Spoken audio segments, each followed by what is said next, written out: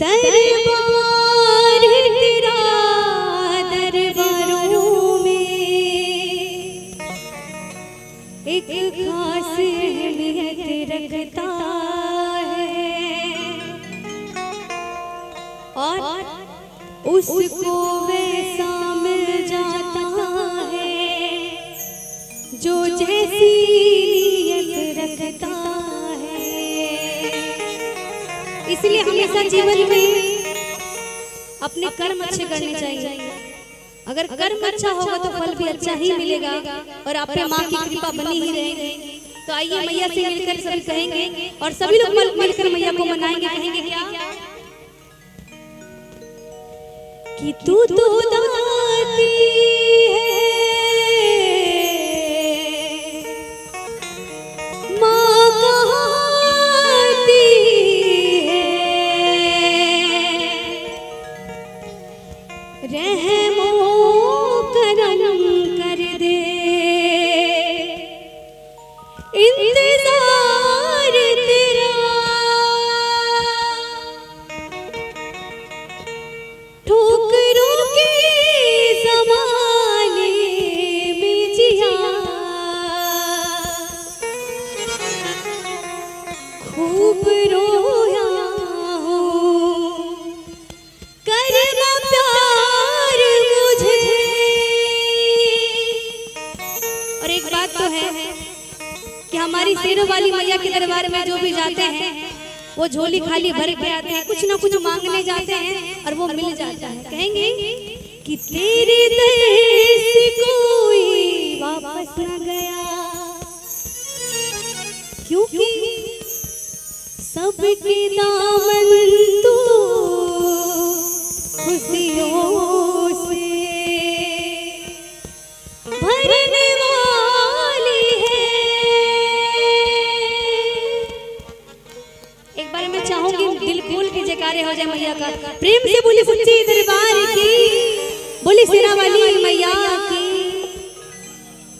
मैंने पहले भी कहा था है ना बोले जयकारे में जय बोले, बोली सच्ची दरबार की। कहेंगे मैया से कि तेरे होते क्यों झोली खाली है माँ, कि तेरे होते क्यों झोली खाली है माँ, कि तू तो ममता लुटाने वाली है माँ, कि तू तो ममता लुटाने वाली है माँ। और एक बार सबकी ताली चाहूंगी। ये 1 2 3 4